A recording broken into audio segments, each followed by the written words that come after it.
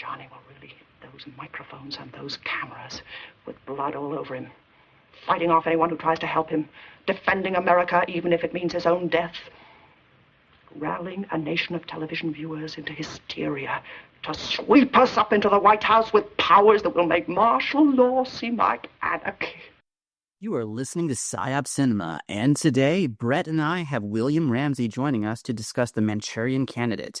So we've collaborated with William many times before on his show and on ours, though I think the last time that you were on here, William, for a Psyop Cinema appearance, I think that was for our episode on the Alex Garland Civil War movie, and we also discussed the film, The Second Civil War. We did that in summer 24, but Brett has been on William's show recently talking about a couple pieces from issue 2 of Culture Engineering Studies magazine, and it's been a while since William first suggested that we all talk about The Manchurian Candidate. I think, William, you first floated the idea around the time that we discussed 7 Days in May, directed by Frankenheimer. Also, a couple years ago, we did that episode. And Manchurian Candidate, this is, of course, one of the most iconic depictions cinematically of mind control of all time, if not at the very top of the list. So very important for us to cover on this show. And William has done a lot of work analyzing this film and its significance recently. Has done multiple other podcast appearances on this topic. And at least Brett and I will have something to say about the Jonathan Demme directed, Denzel Washington starring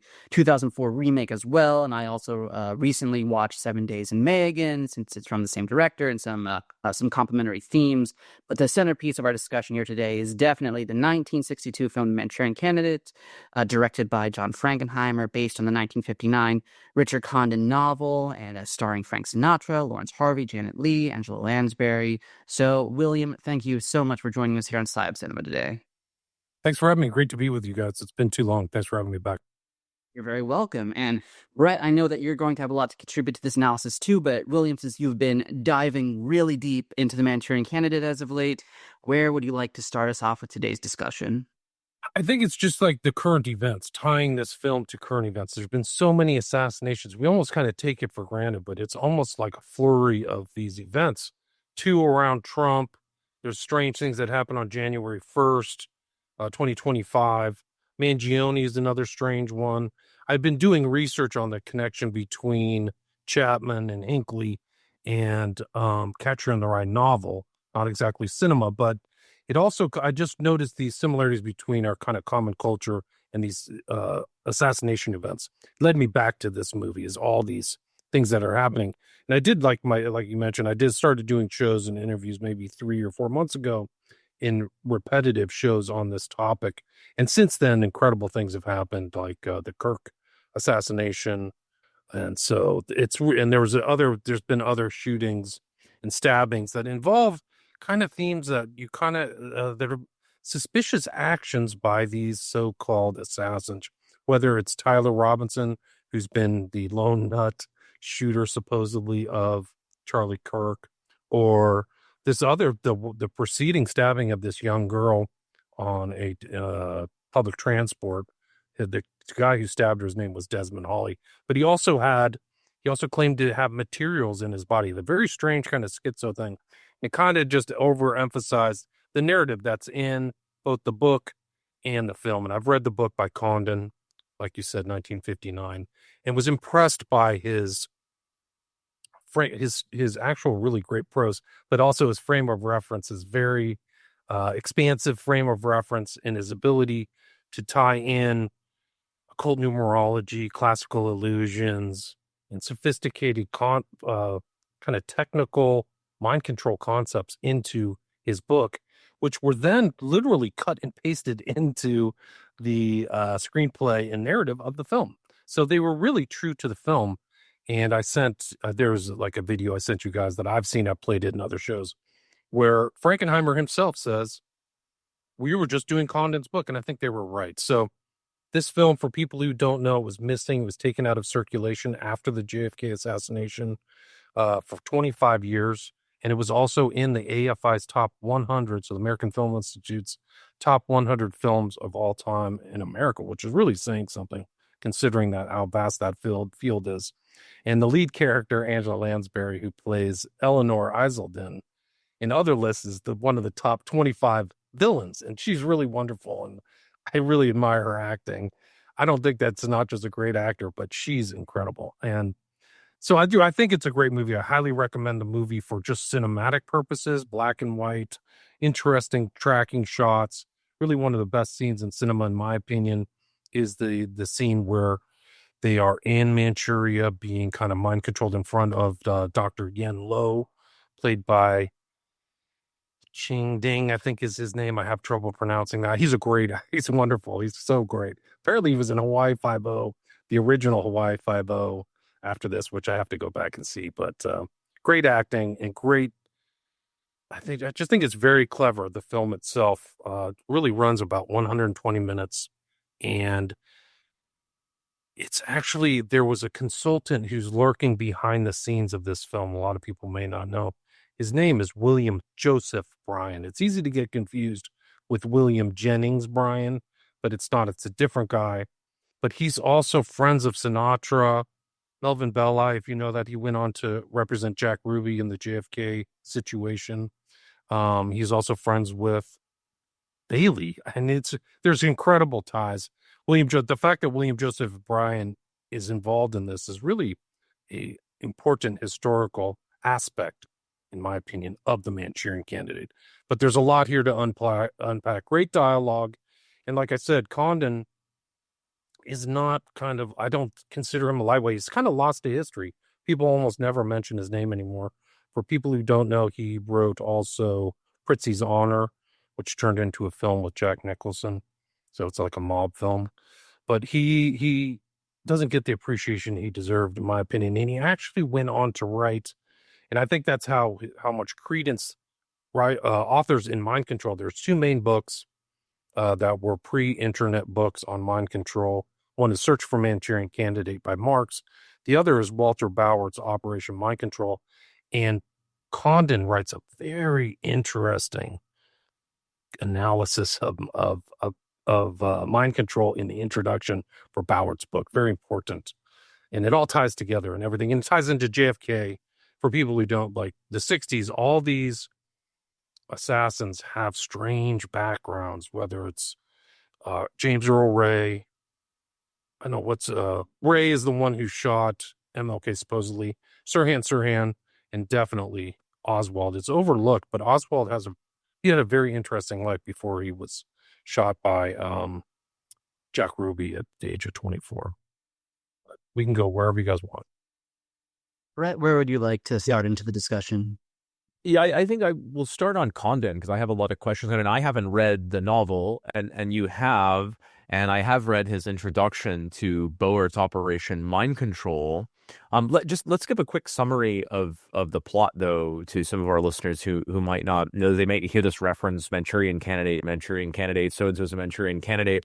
But the film is set during the Korean War.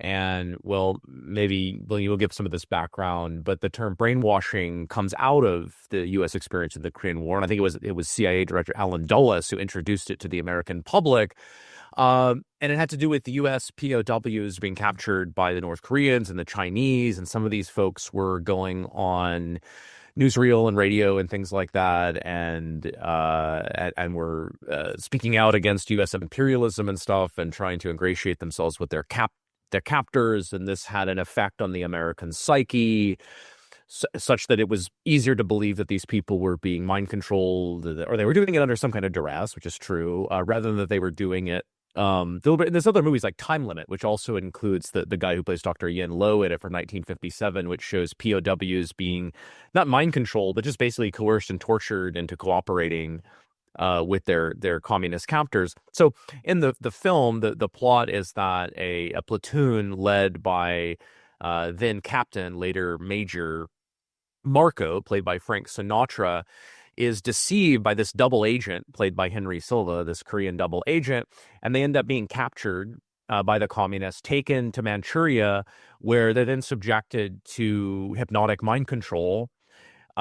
which in the classical fashion, everybody knows now just from watching cinema, right? They can be triggered by trigger words, and their programming can be accessed, and they can be made to be, in this case, assassins, which is one of the most common things, is sort of delta programming, as it's called in the Monarch literature. I think there are some very subtle hints of the kind of beta sex kitten programming and other stuff here, but the person who is they're all basically hypnotized and programmed, but the most important figure here is Raymond Shaw, because the communist plan is to get Shaw into the basically into the government of the White House so he can do their bidding. Shaw's mother, played by Angela Lansbury, is in the remake they make her a senator, and this one it's her husband, Senator Iceland, who is this kind of wind-up doll for her, this kind of idiotic wind-up doll. And they use him. He's this McCarthyite figure who's red baiting and claiming the communists are everywhere. They're inside the State Department, but it's really the communists who are trying to get this guy in to do their bidding. So they use Raymond to assassinate the presidential candidate so that his mother's husband can become the vice president. Major Marco is having dreams about what really happened. So is another member of the platoon. Marco puts it together. He gets to Shaw. Eventually, he's able to access Shaw's programming himself, which is very fascinating for several reasons, right? So then he programs Shaw.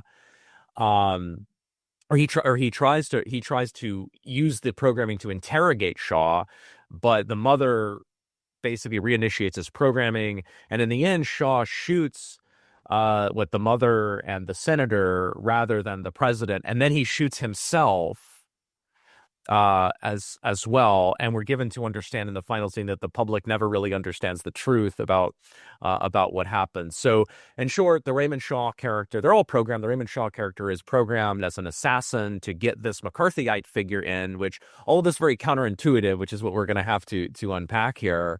Why would the communists want these far right, Edwin Walker type McCarthyite people to take over the government? I think this is part of the psyop and the misdirection of the film itself. So that sort of brings me to Condon, though. Because Condon, they're just adapting Condon's novel. And in Condon's novel, he sort of follows Alan Dulles' cue in attributing these mind control techniques or technologies, as the remake doesn't blush to call it, to the Eastern Bloc and to the communists, and not to the West. Now, in Condon's introduction to Boert's Operation Mind Control, he's very open about the fact that these are the tools that have been wielded by, as he calls it, our father in the American secret police, which is an interesting phrase I'll come back to, this idea that he who wields the powers of mind control is really God. I think that's a subtle message you see at the beginning of the film. At any rate, so Condon is very much whatever you want to call it, right? He's very much a truther and an activist against this stuff, and yet in his novel, all of these techniques are attributed to the communists. And in my reading of the film, right, that becomes part and parcel of the psyop of basically laundering these techniques through, on the one hand, the communists, on the other hand, the real or potentially nationalistic enemies of the liberal East Coast establishment globalist folks who, and I think for historical perspective, are the people that are actually wielding these techniques. So that's the psyop. Is they're showing you in some more or less distorted fashion the techniques of hypnotic mind control, but they're putting them in the wrong place, so you don't know where to look for them or what's really going on. And I'm wondering, so where does Condon fit into this? And whatever you can tell us about the novel, I'm curious to hear myself. I think that he was really trying to expose stuff. I was trying to do the kind of research on what Condon would have seen in the 50s, and there was a lot of, back in the day, they just had magazines and things to disseminate information. And there was a lot of magazine articles by people like Esther Brooks and military people talking about mind control, thought reform, communist influence. And I think that that's where Condon latched on to getting some of these sophisticated ideas. Why he put it in and kind of blamed the communists I don't know why, but those are like the sophistication of seeing these papers, because those papers were really extant. There were all these other different writings by so many of this CIA, MK Ultra doctors that were out there, Orne, Esther Brooks, that are sophisticated kind of inquiries in there. You mentioned the death of Raymond Shaw at the end. I don't know if you saw the tie-in, but Dr. Yen Lo, and during one of his speeches, he talks about self-destruction mechanisms in one of those speeches while they're in Manchuria. And that's what happens to Raymond Shaw at the very end of the film. So I think that Condon's very smart. He based, if you read the intro to his novel, he based the main character on Livia, who was the founder of the Julian dynasty. Like all of her offspring went on to become emperors back in Rome, and also Roy Cohn. So he was looking at I think that he was drawing from real life events. Cohn, this manipulator behind McCarthy. So actually, you can see the Senator Iselin as McCarthy and Eleanor Iselin as Roy Cohn. So I think that's part of it. But I think that there's as far as Condon's writing, this is one of his early books, and I don't even know his politics that much. There's definitely more inquiry that I need to do on that, but I do believe that the film itself, the genesis of the film, for people who don't know, Sinatra and JFK were very close friends. He was a supporter. Sinatra was involved in the running of JFK when he was running for president, and he was kind of like the foreperson for the inauguration. So he got all the celebrities there in 1960 for the inauguration of JFK. But Sammy Davis Jr. said that Sinatra had a direct line to the White House, so he could call up and talk to JFK. He was in Hyannisport, and JFK's had read the novel, and Sinatra says, "I want to make this movie," and he's like, "You should do it." So a lot of the approvals for the financing, a crucial component for any project is getting the okays of the executive. But apparently JFK got a green light from Hollywood to make this movie. So I do think that, much like 7 Days in May, which was also involving JFK, this film was kind of an disclosure.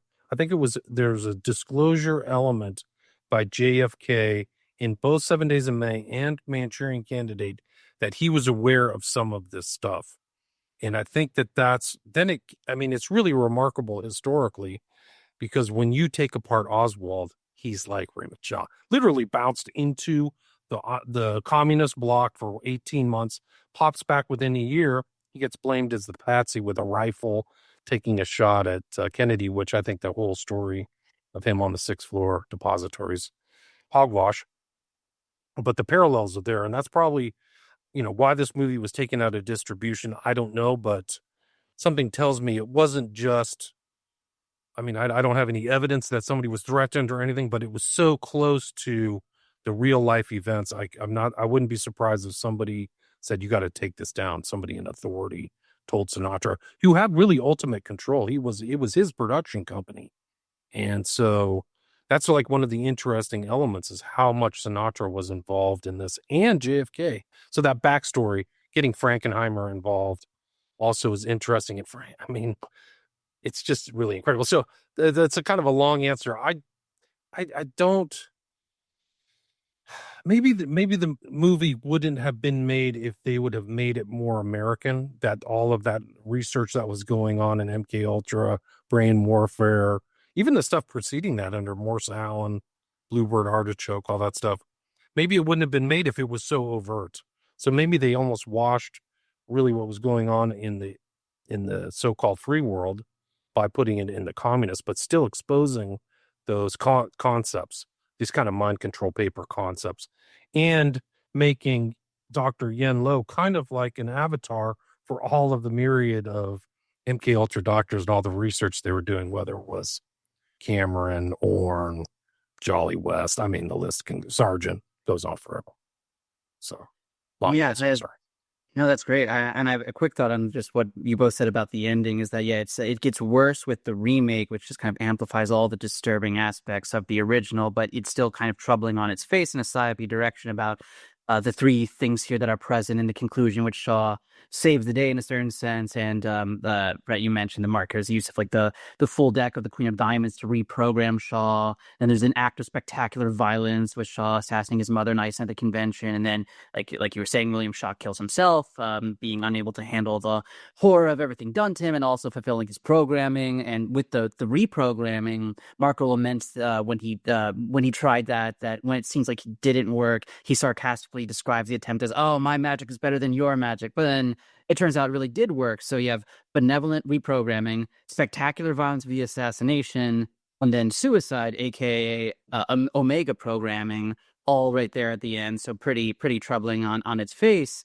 And then I guess to respond also to some of what you both said about kind of like the meta politics here, I do have and I very much agree with Brett's read about the misdirection here in terms of like, well, where is the mind control coming from? And it's very convenient that it's the exact enemies on the, as Frankenheimer said, he made the movie to show like the idiocy of the far left and the far right, and the nobility of the good centrist establishment, who are the ones like by and large behind the mind control. So you can get revelation of the method in with that kind of misdirection. At the same time, I don't think that also rules out an element of some of what you were suggesting, William, in terms of some benevolent disclosure here going in through JFK. And how I think those things can come together is basically the complicated metapolitics of this era of the Cold War. And I guess what I mean with, and I have a lot of thoughts here, so feel free for either of you to interrupt me at any time. But so I said I also gave another look to 7 Days in May, and when we talked about that movie 2 years ago, I gave a bit more tentatively during that discussion this kind of idea that, yeah, Frankenheimer was kind of engaging in some misdirection there and a limited hangout that's very characteristic of the political psyops that the kind of globalist Anglo-American Atlanticist inner circle likes to trot out via Hollywood. That's kind of the dominant voice for Hollywood political psyops. And I think it's reasonable to read Frankenheimer as kind of a true believer, a sincere adherent of that kind of establishment worldview that he's propagandizing on behalf of. Like when we look at stuff like the JFK connections to these movies, or his work on the RFK presidential campaign, or having even driven RFK to the Ambassador Hotel. With all that, my sense isn't that Frankenheimer was knowingly, predictably programming assassinations. I think that he drank the very potent establishment Kool-Aid that wants to hang trauma-based mind control, MK assassinations, and illegal government takeovers entirely on the hardcore anti-communist wings of American politics and the military. I mean, notice that even in the Manchurian Candidate, in the original, the FBI and the CIA are among those fighting the conspiracy. There's a reference to a joint unit between the two agencies. And when we're thinking about psyops related to the politics of this era and these high-profile assassinations, particularly JFK. Like I'm thinking about something like that Carl Oglesby kind of Yankee cowboy war framing, which I think is interesting and helpful in getting us to kind of start thinking about real conflicts within the elite. But my sense is that Oglesby kind of gets the timeline wrong of when that conflict becomes really genuine. I don't think it's exactly right to frame the JFK hit as kind of a cowboy, new money, Sunbelt strike against the Yankee Northeastern establishment. I think it's really kind of more in the early 70s, Nixon years, when that kind of split within the elite really metastasizes, and you get a back and forth of sharper teeth between like the diehard Atlanticists on one hand and those on the other hand who want a more moderate internationalism, more militantly led by the U.S. and Israel. But back in the 60s, the reason this stuff is so hard to figure out is that there's such complex interconnection between the aspirationally globalist, liberal transatlantic establishment and the military and intelligence security apparatus. And a key example, and I think I probably even mentioned this when we talked about 7 Days in May, is that you have like a diehard set of anti-communists like the Dulles brothers who are deeply embedded in the Rockefeller CFR, Council on Foreign Relations network. And if Allen Dulles did not plot to kill JFK, then no one did. And I think it's a mistake the way that some researchers really try to single out him and other kind of malicious personalities within the intelligence apparatus and kind of abstract them from the broader globalist elite circles they were attached to. And I've also pointed out on a recent show that major globalists like Rockefeller were in support of the Vietnam War at the beginning. A war like that was perfectly acceptable within the paradigm in which the globalists wanted to manage the Cold War and eventually slide towards global dominance from the Anglo-Judeo-Satanic elite. And it's also been pointed out that Vietnam is a crucial laboratory for psychological warfare. So even though it's still the case that both sides of the dialectic, American and Israeli militants on one side, whether that's in a Reaganite or a Bush neocon context or a Trumpian mode, and then the Anglo-American inner circles on the other, both sides, I think, yes, you still could say like this is all within the broader globalist paradigm. But I think that from the close of World War II until Nixon's aborted second term, there's even more of a sense, and there is now a functional consensus between these wings and the security state working in tandem with establishment upper elites who sometimes speak in this one world language. So kind of bring this to JFK and thinking about the significance around these Frankenheimer movies, like Contra Oglesby. I don't think it's right to say that the JFK assassination was because Kennedy was on one side of the elite dialectic or the other. I just think Kennedy was indicating a level of independence in terms of disposition towards stuff like Vietnam and the broader Cold War that was threatening to the whole paradigm. And his antagonism towards Dulles and those like him in the CIA was inconvenient for the globalists, who were then happy to ideologically use violent U.S. military aggression as a rhetorical foil for their own internationalist, supposedly peaceful aspirations, but also just use that security state and the intelligence empire for their own ends. So it makes total sense to me that they would sign off on Kennedy being taken out and thus kind of actually making him into a martyr for their managed rollout of real one-worldism. And Brett and I have talked a lot about how globalist Hollywood will have no problem ever depicting American institutions as evil if the implied solution is more globalism, is more benevolent elite internationalists. I mean, even you guys talked about that with the NASA episode that Brett did on your show not too long ago. They'll happily show that, oh yeah, we faked we did this in the Cold War, we faked the moon landing or whatever, as long as the underlying agenda to that depiction is the promotion of globalism. This Manchurian Candidate movie, later on from this one, you get eventually more explicit depictions of the CIA as being behind assassinations or mind control or whatever. But here there's not even so much of a feigned antagonism towards U.S. intelligence. Some of these kind of like consensus eras, I might call it, movies like Manchurian Candidate or 7 Days in May, they just are more using the demagogic kind of military figures or kind of McCarthy stand-ins as a foil. So that's kind of what I think is going on. I think that's the meta framework for these Frankenheimer movies, if that makes sense. Makes sense to me. Like, there's a lot of background there. There's a lot of context. Like, and the MK Ultras thing is left out in the JFK thing. It's in this film, right? The mind control elements. But lest we forget, JFK fires Dulles after Bay of Pigs in 1961. This is the guy who rubber stamped MK Ultra, right? The head of the CIA, and had that famous brain warfare speech where he's talking about collective and individual applications of mind control and stuff like that. So, and then, right, sits on the Warren Commission in 1964. Like, he's that element, almost all JFK researchers kind of leave out the mind control in an overt sense. But then when you read their books, they talk a lot about hypnosis and how strange Oswald is. And a lot of people, and then later researchers kind of glance over because they're not looking for it. I think it's out of sight, out of mind, but it's a really important element of the JFK assassination. So in one of my presentation, I call this kind of one of my talks, the Manchurian Candidate, fiction to fact, because so much came out of fact and was put into the book and then the film, and then it reflects kind of what happened just there like a year later, which the anniversary is coming up on November 22nd, 1963. Really important date, right?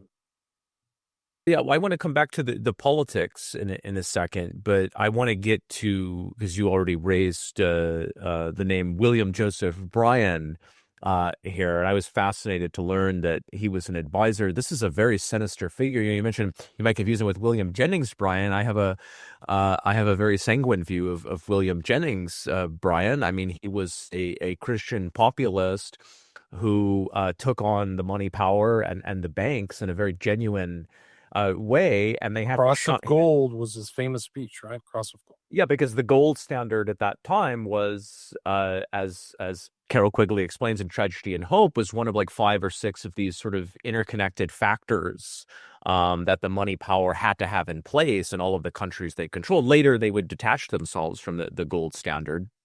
But William Jennings Bryan had to be shunted out of the position of Secretary of State by Wilson, so that they could get what was it, Lansing in, and so that they could get that union with Britain in place, because he was going to be a stumbling block to that. Bryan was going to be a total stumbling block to that aligning of the U.S. and Britain, what would become the special relationship, but was in fact an extension of the Rhodes-Milner plan, basically, that would come to fruition in the early 1920s as the Council on Foreign Relations and would become more or less formalized. So I see William Jennings Bryan as really, as a hero in American history. But obviously, was it his grandson or was it his son? What was there? His nephew? What was William Joseph? Joseph supposedly has a vague connection to the Bryan clan, and some people have done research into this, and they haven't made anything definitive. What it looks like is that the William Joseph Bryan was the son of vaudevillian actors. So this guy who got into hypnosis in a big way literally had an institute for hypnosis and traveled around the country and taught people. And his main office were like on Sunset Boulevard, about 3 blocks away from the current Comedy Store. I don't know if people can envisage where that is, but he had a kind of a main spot right there in the center of Hollywood. But the real connections between William Jennings Bryan and William Joseph Bryan have not been established as far as I can tell. Well, first of all, I want to go back to William Joseph Bryan, but this is fascinating that he comes from a lineage of vaudevillian actors, right? Because we've already got this connection established between hypnotic mind control, or the rudiments thereof, and acting. And I was just, right before we went on air here, I was just looking at the background of Lawrence Harvey, who plays Raymond Shaw, which is fairly fascinating. And his daughter, Lawrence Harvey's daughter, is Domino Harvey, right? Who becomes the subject of the Tony Scott film Domino, and she goes from the fashion industry into becoming this bounty hunter. A movie is made about it. Anyway, Harvey's background is how do you say, right? It's intriguing and rather sauce. But anyway, he seems to fall. He's 15 years old. His family moves to South Africa. He's by the way, he's born in Lithuania. He's a Jew born in Lithuania. His family moves to South Africa. And at 15 years old, he joins the entertainment unit of the South African Army, and he falls under the influence of this guy named Sid James, who managed the unit. Sid James's real name is Solomon Joel Cohen, also Jewish, and he comes from a vaudevillian acting family, and I've encountered this with the Barrymores, for example. That's an acting family that goes back all the way back to India, generations and generations.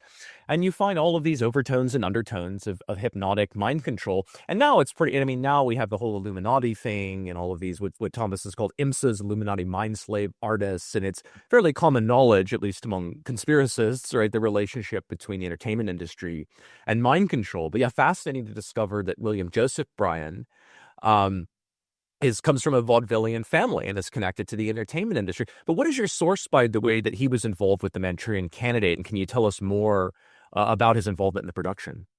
There's multiple sources. So there's one is a Fenton Bresler book where they mention it, and another is another book by Melanson, who writes this he wrote a book about the JFK assassination. I'm sorry, the RFK assassination.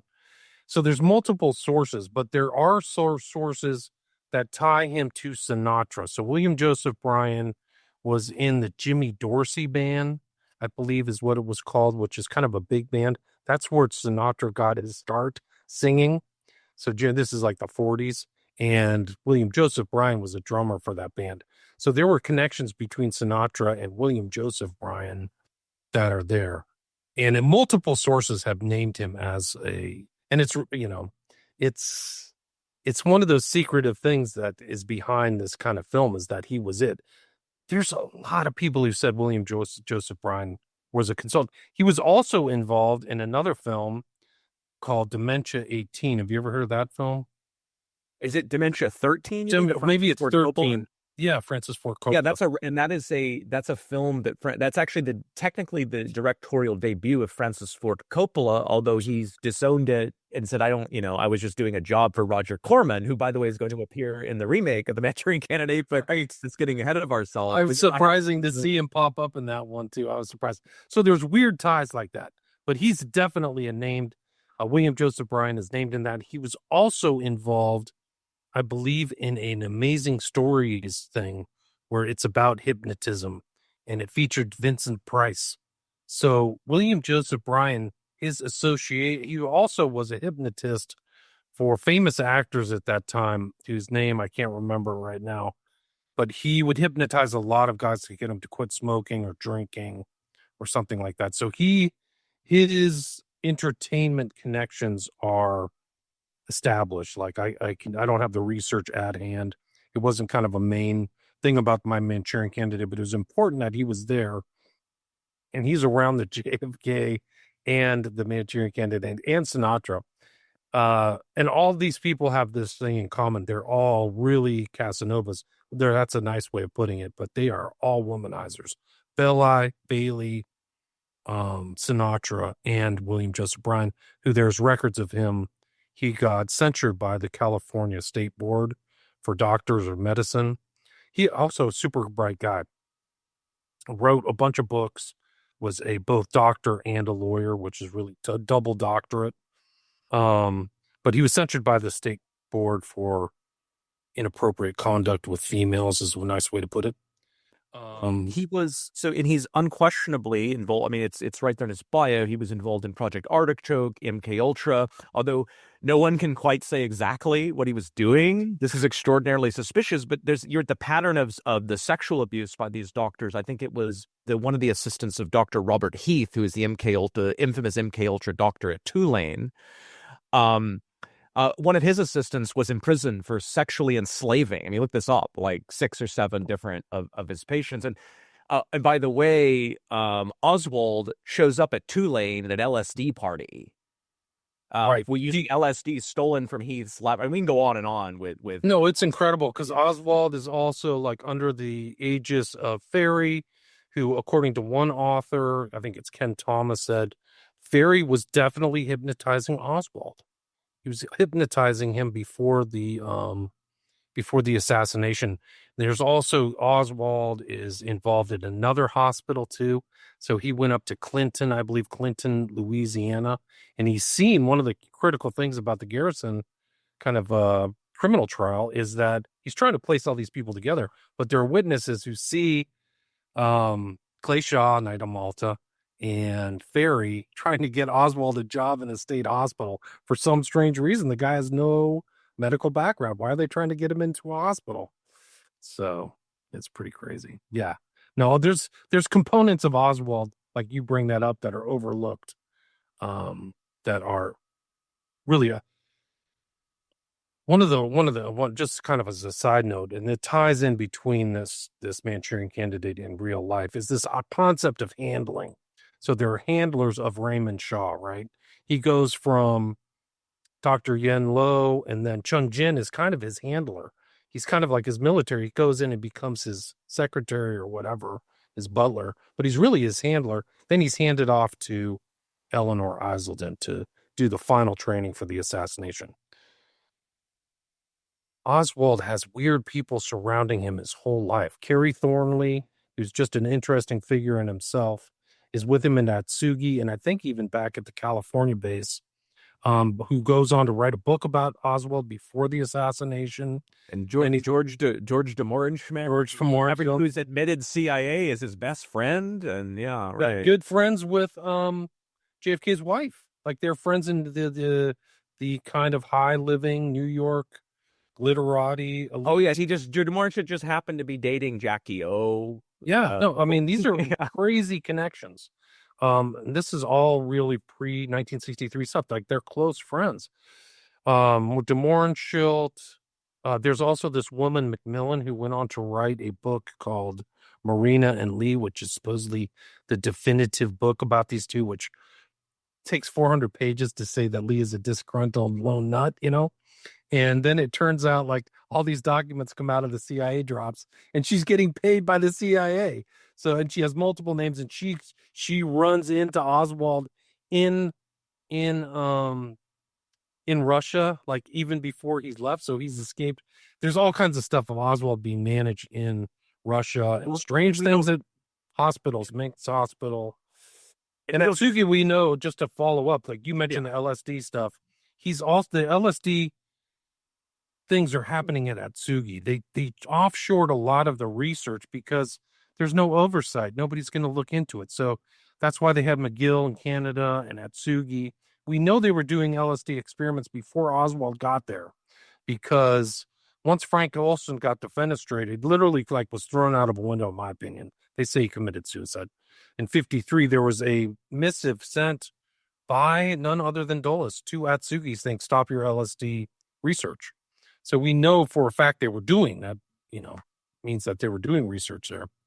Well, and it's not a case too where, look, we can show that every second person that Oswald knew, including Ruth Payne, he was living with everybody, was CIA. No, it's the paymaster in Japan, the CIA paymaster that was there after. Okay, admittedly, it was there after Oswald, has gone on record to say that Oswald was being paid by the CIA and that his job was to infiltrate communist enclaves in the nightclub scene in Japan, and that he contracted sexually transmitted diseases in the course of duty. It's on his record. This was in the course of his duty and stuff. So I mean, and then goes in the hospital mysteriously for 7 days. What's he doing in the hospital for that long? For a venereal disease. Yeah, and this is a common thing of these guys. And that's the whole thing that keys back into Manchurian Candidate, is the handling of Raymond Shaw in the U.S. is at a hospital with a fake wing, right? So they're saying it's a fully functioning hospital, but they got Raymond Shaw up at the top. And this is this is common through MK Ultra stuff all throughout the United States. McGill's the same way. The sleep rooms were in old stables that they changed. They did the same thing at Georgetown, all these other universities. They just added on. The paperwork is there. The proof is there. Well, this folds right back into Manchurian Candidate, because, well, in two ways. Number one, right, there's a scene when Raymond he's sent to work for, or he goes to work for this liberal journalist, supposedly in rebellion against his mother. But Dr. Yenlo and one of the other handlers, they contrive some fake accident so they can bring him into a hospital, because hospitals is where they can get, hospitals are total institutions, as the sociologists call them, where they can have access to Raymond and they can tweak his programming. Is that what they were doing to Oswald? The second is the way it ties in with Manchurian Candidate is the same question with regard to Oswald kind of looms over Raymond Shaw. Was Raymond Shaw, was he programmed just because he was in the wrong place at the wrong time? Or was he chosen because of his family? And you look at Oswald's back, and the only question, and there's no question that Oswald was part of the clandestine world. Let's just put it that way. There's no question about that. That's it's not worth arguing with people that don't understand that. The question, there's not that there's not a lot of mystery, though, because the question is how far back it goes. I've come to suspect, the more I learn about Oswald's background, that it goes back basically to birth. That this started very, very early. And there are intimations of the same thing with regard to Raymond Shaw, not only because of the political connectedness, but also the evidence of sexual trauma, which is there in the novel. It's more subtle, and in the movie, that there's an incestuous relationship going on with the mother. And this is something that we've learned. It's not subtle in the novel. Yeah. She is having sex. She's basically has hypnotized her son and has sex with him, and he's traumatized by the memory of it. And she has been abused by her dad when she was 10 to 16. So it's intergenerational sexual abuse.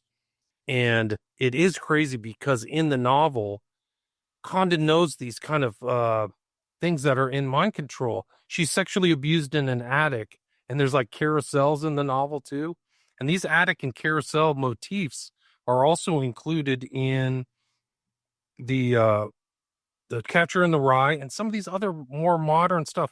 There was somebody's actually sent me something today that I think you guys would find interesting, is that there was some movie called The Crush, and it features at the very end, it's like mind control Lolita themes.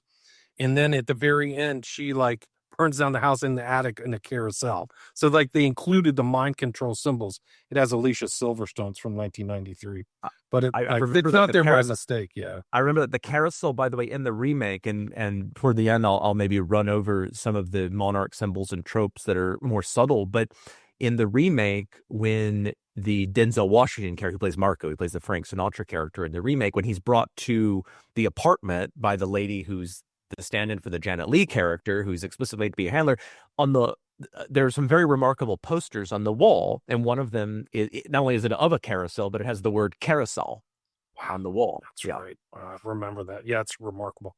They're doing that intentionally. So all those kind of mind control tropes. I interrupted you. You were talking about Oswald. I was trying to finish off the handler. You mentioned Ruth Payne, right? That was his last handler. So we went through Thornley, Macmillan, Ferry. Shaw is definitely a handler. DeMoran, Schilt, did I mention that? And then the last one is Ruth Payne, right? Ruth Payne, literally, there's a really good movie called The Assassination in Mrs. Payne by Max Good. Highly recommend watching that because he goes really in detail about how sus Ruth Payne, who'd recently died at 92, she took a lot of secrets to her grave, ties into real world events. The so-called package of the rifle that Oswald took to the book depository was found in her garage in Irving, Texas. And that's, tied him into the killing, and he was the shooter. But she actually did some weird drive where she drove all the way to like the epicenter of the Eastern Elite. Like she went to Massachusetts and then went to an island like south of Connecticut that was owned by either the Wrigley family or one of these big families. Then she drives south. She goes to New Orleans and picks up Oswald and drives him to Dallas and puts him into place. She's his handler. Her Marina and Oswald's mom live with her in Irving, and that house is like now a museum. And she's the one who gets Oswald the job at the Texas School Book Depository. And she's on record in the 80s working for the CIA in Central America. Right. Yeah. So that's what they call her. Too many coincidences here. Get this. This is an even greater coincidence. There is one of her friends is this woman named Bancroft. She has a friend named. They're heirs of kind of Eastern elites. She's definitely connected. Her husband's involved in like Bell helicopters, and there's a great, amazing story just about her. You could do a whole show about Ruth Payne. One of her friends is Bancroft in the 30s. They're traveling around Europe together. They're carousing. It's kind of like the flapper hippie. They're into free love. They're, cavorting with men and living high life with this woman, Bancroft. They separate. Payne kind of comes back to the States. But Bancroft is multilingual. She knows stuff. She's around Europe. She gets hired by, this is one of her best friends is Ruth Payne. She gets hired by the OSS and becomes a secretary for none other than Allen Dulles. She is Allen Dulles' secretary in Switzerland for the entirety of the war. They're involved in getting all kinds of stuff. Dulles is obviously representing Sullivan and Cromwell and I.G. Farben, and really strange overlaps between financial interests that he shouldn't be involved in, like Himmler. And these guys are all Knights of Malta, Galen, Himmler, and Dulles. And they're involved in trying to kill Hitler. So Dulles is the guy's intermediary between the conspirators of June 1944 is this guy Javisius. So Bancroft is having sex with Javisius and Dulles, and they're trying to kill Hitler, which isn't successful. And then they kind of separate, and she goes on to write this by her autobiography of Bancroft. It's called The Autobiography of a Spy. She's literally a spy. So that the level of separation between Ruth Payne and the founder of MK Ultra is very narrow. It's like 2 degrees. It's nothing. Like she's literally best friends with Bancroft. It goes on. She becomes friends with Luce too, who's mentioned in Catcher in the Rye, and buys the Zapruder film, right? So she's like a spy. It's just these people how they cross-pollinate with each other is incredible. All left out. Ruth Payne is at the Warren Commission. She's telling her story. People cannot figure it out, but they leave out the background that she's literally close friends with Alan Dulles' lover. Like, Yeah, both Bancroft and Dulles' wife were at the same time patients of Carl Jung, which is interesting. right. So, That's the whole story. You have to read her autobiography, because she goes into Jung all the time. She's talking to Jung. Jung's mentioning Dulles, so they know each other because they're both in Switzerland.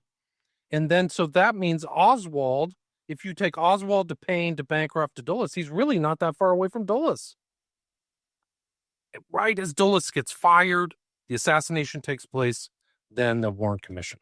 Well, I mean, we can say too that George de Mohrenschildt, right, his best friend, who is, it's not a matter of controversy, right? He worked for the CIA, was paid a lot of money by the CIA, was also friends with George Bush, and wrote George Bush a letter while George Bush was CIA director saying, people are trying to kill me.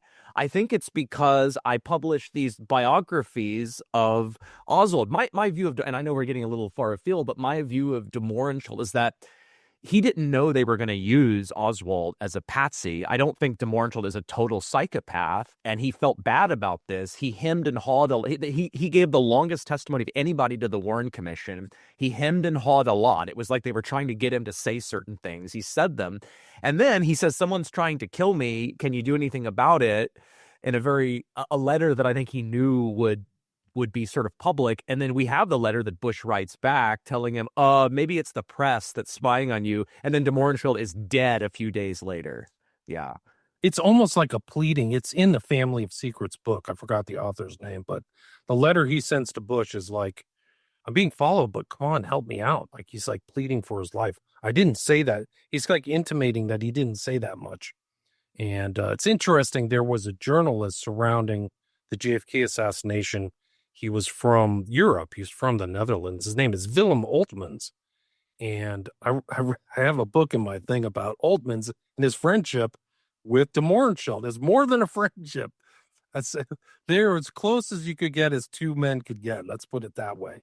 So Willem Oltmans is lovers with de Mohrenschildt during this time. He's investigating all this thing, according to this book that I wrote called The Baron and the Journalist. I forgot what the full title. It's in my catalog. Willem Oltmans is featured in the JFK movie by Oliver Stone. And he plays, I forgot which character he plays. I think he plays de Mohrenschildt. Oh, he plays de Mohrenschildt. So yeah. Stone does this thing where, like, he casts who's the person who Garrison plays the judge, right? And then I think Gruden's in there, who's another JFK researcher. So yeah. Small world. So this overlapping, that's one of the interesting things about Manchurian Candidate. Some other movies don't do this. They don't rhyme or overlap with fact, but like JFK definitely, the film by Oliver Stone definitely does. That could be another Psyop Cinema episode. But it's incredible, these connections that take place from that you can use. I say you can use Manchurian Candidate as almost a template or an exemplar of this handling process. So I think Oswald is in the place of Raymond Shaw. He is definitely being handled. Yeah. And thinking about like all these all these connections. I mean, I think I mentioned this like back when we like did like talk about some of these same dynamics like 3 years ago when you first came on the show, William. But Ruth Payne's mother-in-law, and her husband Arthur Young, interesting couple because Ruth Forbes Payne was an outspoken world federalist type, and Young was this inventor who was also like a proto New Age process philosophy type. But these two participated in the Andrea Puharich Council of Nine seances in the 50s. So the milieu connecting Oswald to Dulles includes these sus characters involved in this crazy elite channeling cult. So the weirdness doesn't end. One other aspect of the Angela Lansbury character, which is the entire like Dark Mother archetype that I talk about quite a bit on the show, and the connection of that to mind control.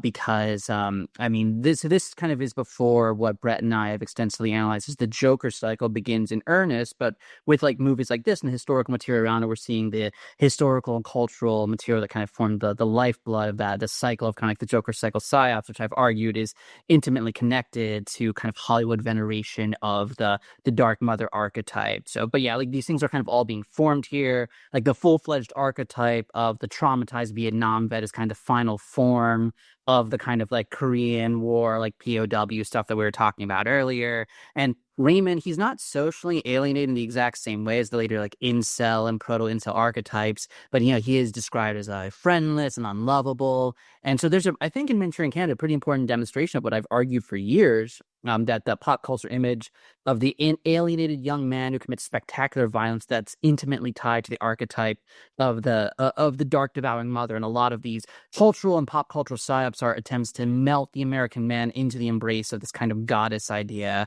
which has long, I think, been the some ways secret, some ways plainly visible center of Hollywood spirituality. When you just look at the content of Hollywood movies, a ton of examples of that we've discussed on the show. And so here we have one of the most iconic depictions of mind control in any movie ever.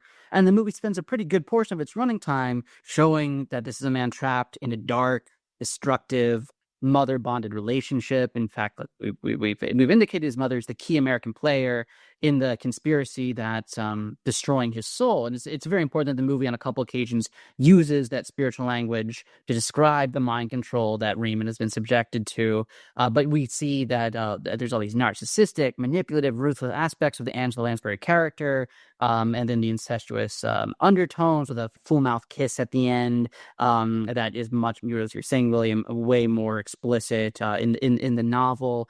And then the casting of Lansbury for this is significant, as she is a true veteran of mind control cinema. Many examples, but one is that we referenced her not too long ago when we were talking, Brett and I, with Carrie Elahe, and talking about her background in some of the movies that she was programmed with. One of them being the Monarch animated movie The Last Unicorn, in which Lansbury does the voice acting for Mommy Fortuna, have a Mother of Darkness character.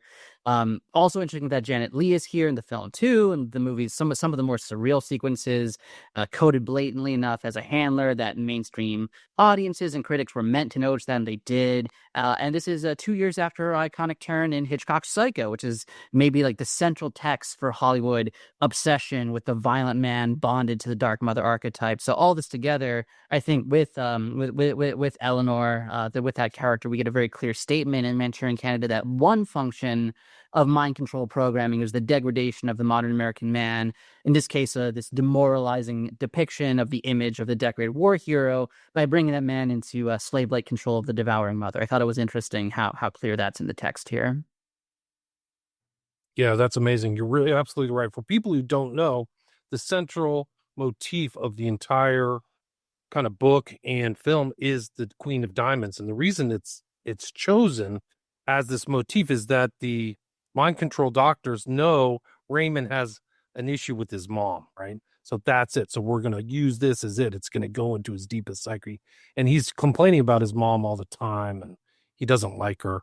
And it's interesting that last final sequence or kind of important speech that she has is like the rape. I didn't allow your soul to be raped for this, but I'm going to use it. Like, so the devouring mom, I'm going to use the rape of your soul, my own son, to use as almost like a sacrifice to propel myself into total power and then seek vengeance, right?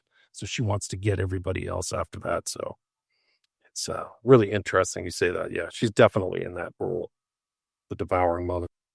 Well, yeah, to stay on the psychosexual elements of this movie, I don't know if you noticed, William, in the the penultimate scene, the assassination scene, or right before that, when Raymond holes up in this sort of booth in preparation for shooting the party's presidential nominee, there are all these, semi-pornographic. I mean, that's all you could get away with at the time. But for some reason that's not explained, there's all these semi-pornographic images surrounding him in the booth. And it immediately made me think of, I know we talked about the parallax view. We did a whole show on the parallax view and the famous programming sequence and that, or the psychological testing sequence, or you want to call it. There's all of this sexual imagery juxtaposed with violent imagery, other types of imagery. And then I'm thinking of Time Bomb. I don't know if you've seen this movie, Time Bomb, from the early 90s. It's I call it a Monarch movie. I analyzed it as in one of our premium episodes in the Monarch series. It's actually directed by an Israeli intelligence agent, a quote former Israeli intelligence agent who's done 2 Monarch movies. I've analyzed Doppelganger and Time Bomb. I analyzed them together, but in that one so Time Bomb is a movie where they it's not just the mind control isn't a subtext; it's just part of the text of the movie. He's been mind control is an extension of Project Bluebird, which of course was another precursor to MK Ultra, and sexuality is really central to his programming. All of this sexual imagery, and which gets triggered, and it comes up again in the film, and then in A Clockwork Orange, as well. You see that in that type of programming, you see the use of sexual imagery. So I think that's significant that you see that at the end. It's like that has something to do with his programming, the images that are put up in that booth, those semi-pornographic images, which you could get away with at the time. I guess the other point I wanted to make on the subject of the sort of psychosexual dynamics of mind control, the Manchurian Candidate, is something that Thomas Sprubby has asked me, what is it with Lincoln? Why do we see Lincoln over and over here? And Senator Iceland, the Angela Lansbury puppet senator, the stepfather, who's a completely empty suit, but he dresses up like Lincoln. You see other things too, like very sort of silly Lincoln imagery. Like there's like a lamp that's a Lincoln lamp with a Lincoln top hat and everything like this. And obviously there's something inversive and upside down going on here, right? This guy's about as far from Lincoln as you could get in many respects. But I think it was, as you were speaking, as Thomas was speaking, it made me think, Lincoln is the dead father. Lincoln is Raymond's dead father. This is the good father, the real father. And it's like the dead, and it's also telling us that the father's dead in America. The good father is dead. He's not around anymore. Now, in the remake, again, Thomas pointed this out to me yesterday, you see Lincoln briefly, see a Lincoln image briefly in the remake, and it's when the so-called white hat FBI agent, who's basically the Janet Leigh character in the remake, she's looking for Raymond, or I'm sorry, she's looking for Marco. She's looking for Denzel Washington. She's running around this school, and she runs into a patriotic play that these grade school kids are putting on, and one of them is dressed up like Lincoln. Now she comes in behind them, and it's as if to tell you that all of this George Washington and Abraham Lincoln and Thomas Jefferson stuff is just play acting for kids. This isn't the real America, and she comes in out of the back. So it's like there's almost a progression here where in the 1962 Manchurian Candidate, there's a sort of the ghost of Lincoln. I mean, we're sort of dancing around on Lincoln's grave, as it were, on the dead father's grave.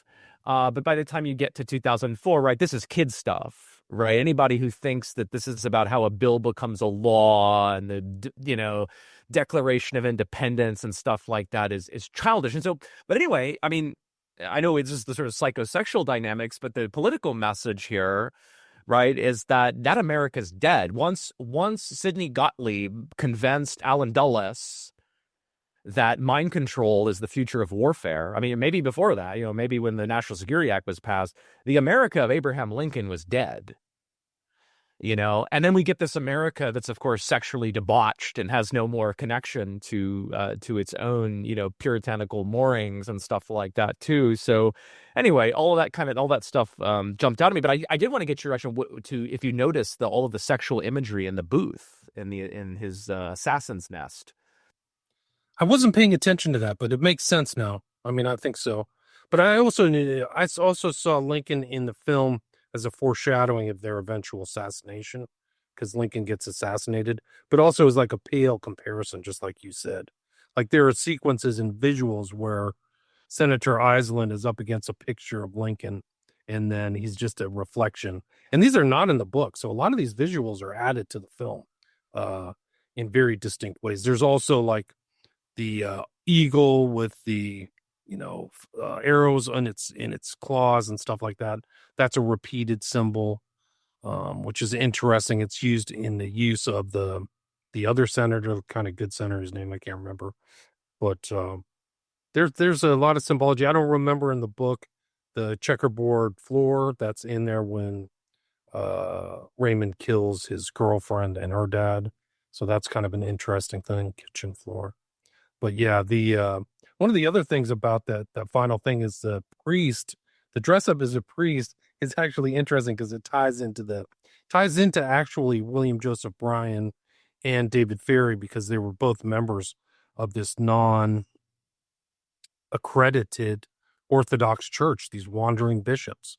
They were Ferry was defrocked, and Brian, no way, and Brian was so weird. Like he knew so much, and he knew hypnotism, but he would also give these fire and brimstone speeches in Los Angeles. I'm trying to find them, but like he would dress up as a priest, and then he'd be using women. I mean, it's just totally super dark. He probably went into his William Jennings Bryan altar or something to give those fire and brimstone speeches. But also, Ferry was a PEDO and was gay. And in real life, so was Lawrence Harvey, the actor who plays Shaw. The priest thing made me think, too, of just the religious inversion that is so much a part of the programming that we hear about from victims of this stuff. They both seem to be, Ferry and Brian both seem to be like Jekyll and Hyde characters, where they have this religious external thing, but they're into black magic. Like there's weird things going on in Ferry's apartment. And William Joseph Bryan, his friends and stuff, he was like targeted as possibly being the what's the killer in San Francisco who never got caught? The Zodiac. Like he was rumored to be so sinister that he could have been the Zodiac killer. And it is interesting because the Zodiac contacts Melvin Belli, who it's just an incredible like overview of these events. And actually if you watch the Zodiac film, Robert Downey Jr., his character is named Avery in real life. He had files on William Joseph Bryan. He was really interested in, I've never found those files, but apparently he was really on top of Bryan as this really sus, dark figure. Bryan is dark wizard. He's connected to the Boston Strangler case, right? DeSalvo.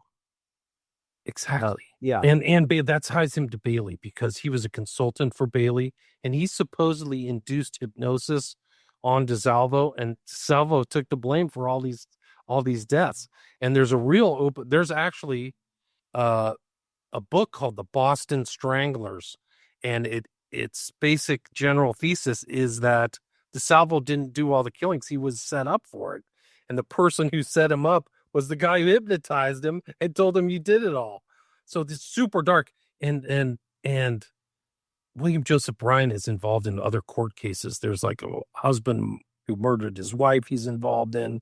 He wrote a book called Jury Selection or something like that, William Joseph Bryan. It's a whole nother show. William Joseph Bryan is crazy, but the fact that he's involved even tangentially in this film, it's very telling because you can kind of see the knowledge of this hypnotism and the way that it's portrayed visually. I think it'd be described. There's like some apocryphal pictures in the background of them filming a Manchurian Candidate with a big, huge guy sitting with Sinatra. I haven't confirmed that it's William Joseph Bryan, but William Joseph Bryan was a big boy. He was like 350 pounds. Like he had specialty clothes and stuff like that. And I think he might have been on set. There's so much more research to do that's been lost and stuff like that. But Joseph Bryan, he has an interesting story interesting story outside of just this film itself. Yeah. Well, we'd be remiss not to mention that Frank Sinatra, well, and this is going to go to questions of what the real intention of this film is, but Frank Sinatra has been credibly accused, I would say, by Sue Ford under the pseudonym Bryce Taylor of being a handler, of being a very brutal type of handler who sexually abused people that were in Bob Hope's orbit. If people don't know the Bryce Taylor book, her real name is Sue Ford. Thanks for the memory. She says that she was she was mind controlled and sexually trafficked, basically through Bob Hope. And Bob Hope would make all these stops in Vietnam and other war zones and was trafficking. He was surrounded by all these scantily clad women that she says he was actually trafficking to basically the high brass. And I think it's is it Boert himself? Yeah, I believe it's Walter Boert himself.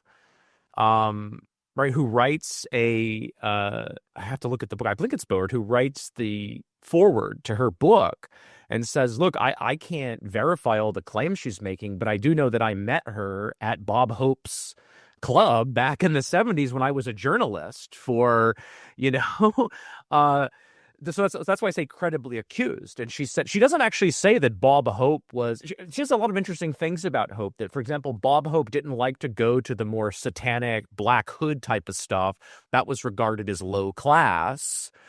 But that Sinatra was a golfing buddy of Hope, and that, you know, Hope would share his merchandise, so to speak, with Sinatra, among others. And she said Sinatra was particularly brutal and he liked to beat women up.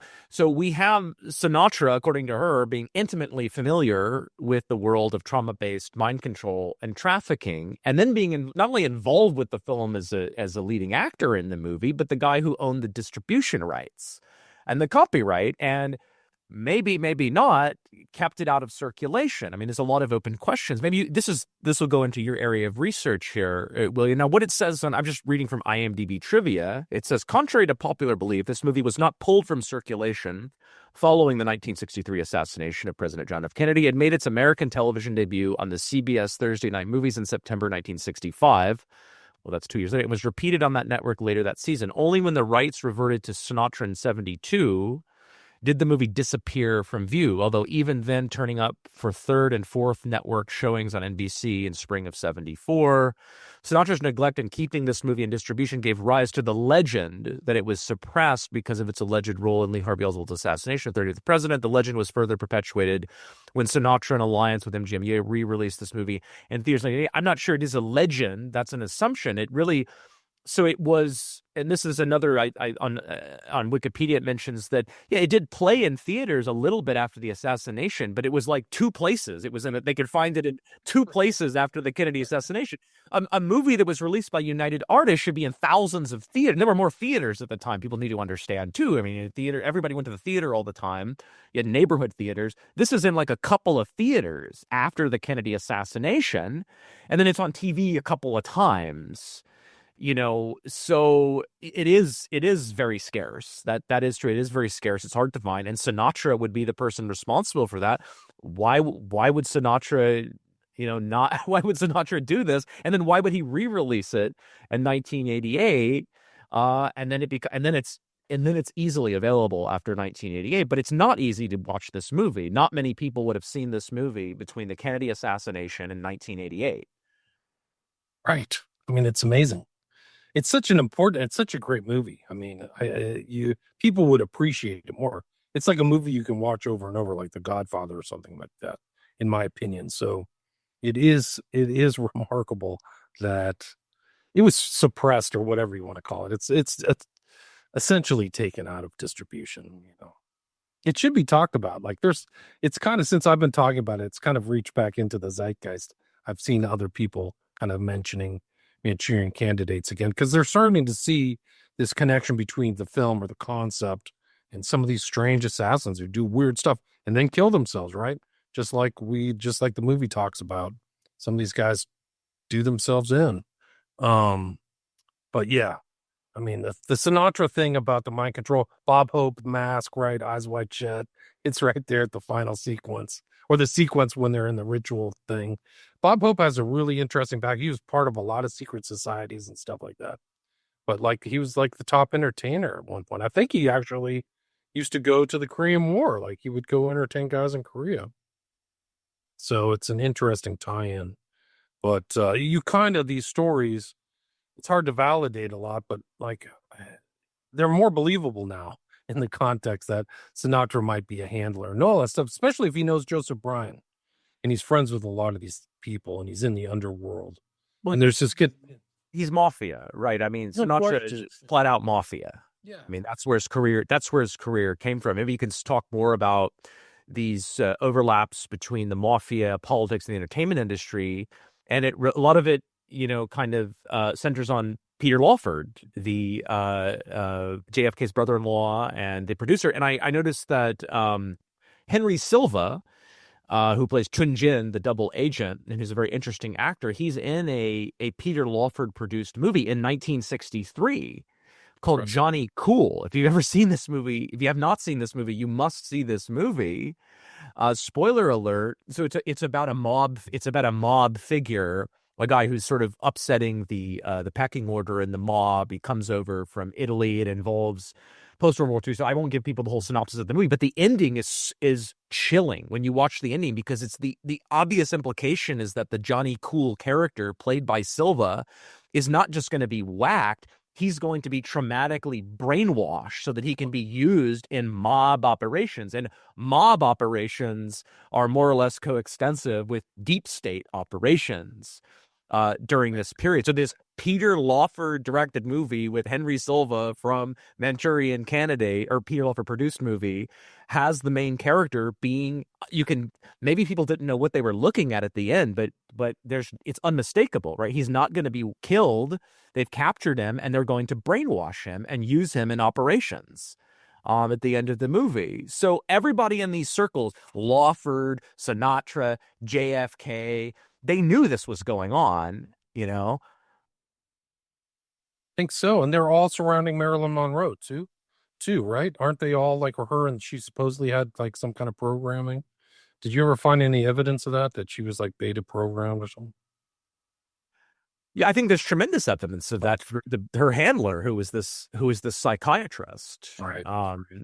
You know, and I think, and then the circumstantial evidence that you get through the whatever you want to call it, the kind of lore of the monarch world, that she was sort of the original diamond slave. And of course, there's Candy Jones, the programming of Candy Jones, and the fashion industry at the time.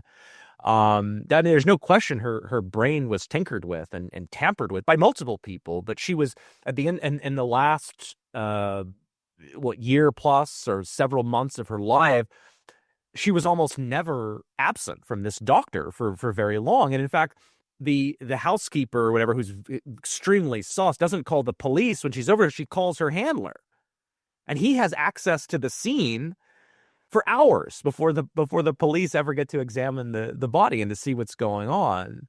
Yeah,